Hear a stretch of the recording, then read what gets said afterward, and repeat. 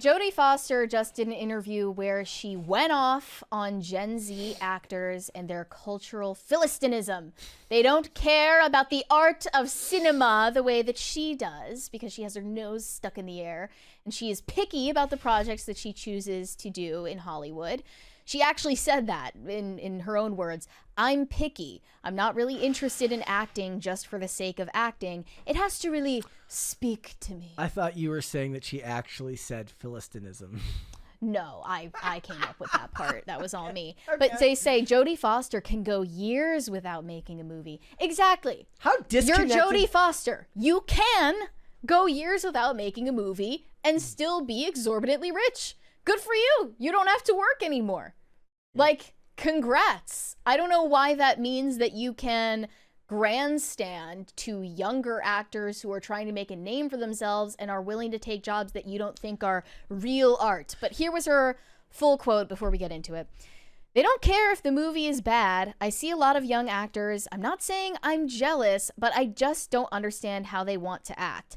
They don't care if the movie is bad. They don't care if the dialogue is bad. They don't care if they're a grape in a Fruit of the Loom ad. If I never acted again, I wouldn't really care. I really like to be a vessel for story or cinema. Shut the If fuck I up. could do something else, if I was a writer or a painter or sculptor, that would be good too. But this is the only skill I have.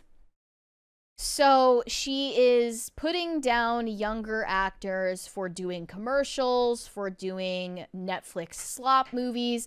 The shade is very obviously being thrown at Millie Bobby Brown and actors similar to her.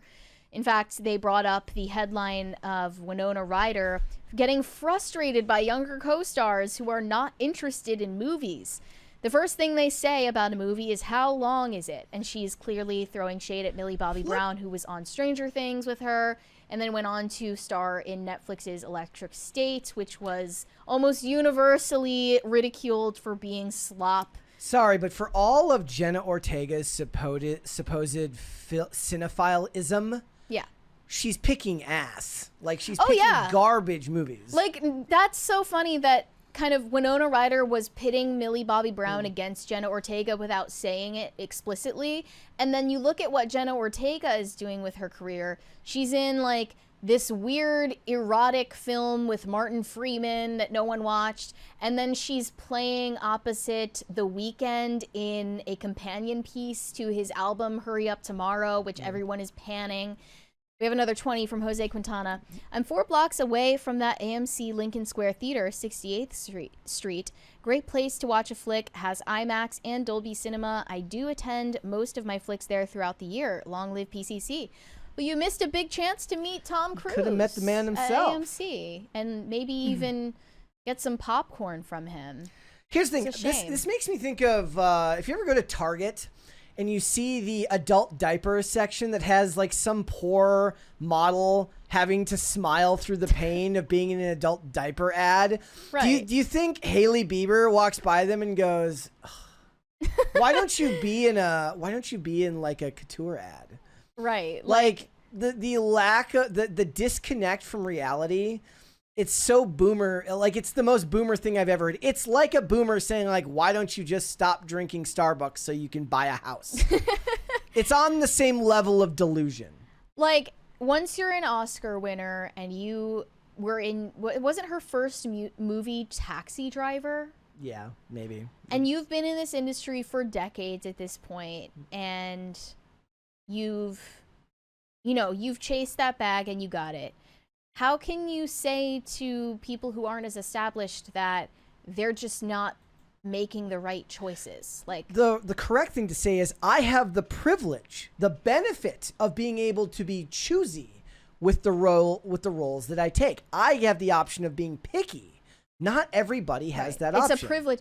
Why? It's like if Wolfgang Puck said to like a line cook at Arby's, like, wow, why don't you care about cuisine? Like, you don't care about the art of food? Yeah. You don't have any taste? Like, you're so unsophisticated. Why don't you choose to work at a Michelin star restaurant? You clearly have no taste and you have no dignity. And we have another 20 from Melly May. Listen, Jodie, the last thing I remember seeing you in was True Detective season 4, and it sucked. I didn't watch that. Did you watch that far? No, that was Night Country. I only True Detective season 1 is the only True Detective season. I there are ardent defenders of season 2, but I didn't even finish it. Season 1 is really the only one. I kind of love that Millie Bobby Brown just doesn't give a shit. Yeah. I mean, look, the fact of the matter is the industry that you now operate in is not high art. It hasn't been in a very long time. It's corpo produced slop. That is it's the only discussion more annoying than this is when they talk about how people don't value their art and how we should just make their garbage niche movies for whatever budget they want us, like the studio, to spend on them. Like, they get mad at us for not coming out to the movie, then they get mad at the studio for not giving them more money to make the movie that nobody's going to go and see. And it's like, look, if you want to make your garbage niche art, fund it yourself. Well, this is why people make fun of a movie from A24 like Death of a Unicorn. Because it's just a different brand of slop. It's art house slop, and Jenna Ortega is in it. It's just as mass marketed for its own niche audience as Electric State but the is. budgets are appropriate to the size of the film. And A24 has its own, like, to its credit, has, as much as I don't care for A24, has its own followers, much like a Christopher Nolan has the Nolan Bros. There's people that get A24 tattoos. Yeah, it's insane. Yeah. Like, if you get an A24 tattoo, you're mentally disturbed.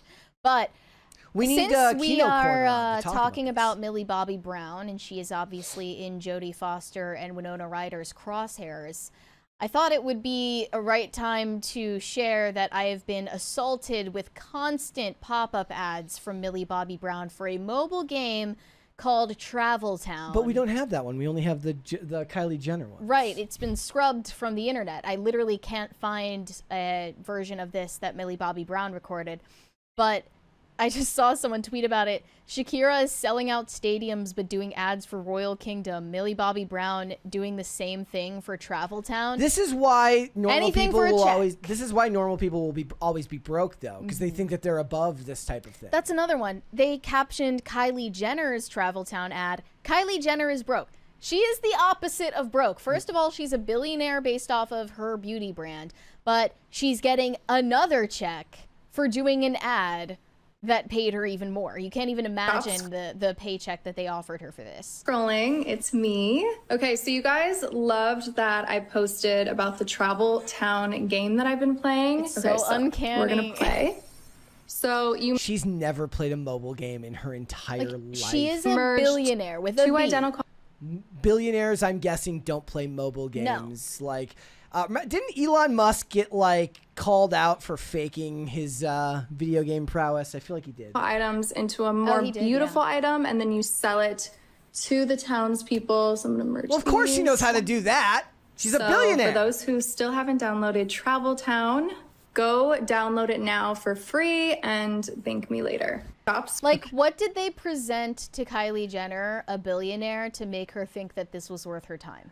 I love it. I can't even imagine what kind of shadowy organization is behind this mobile app. Look, how do they afford this? To me, the biggest thing that we've ever missed out on this channel was we never got to have a Raid Shadow Legends ad. Well, we had an offer. We did, we and just didn't take it. we literally never saw the email.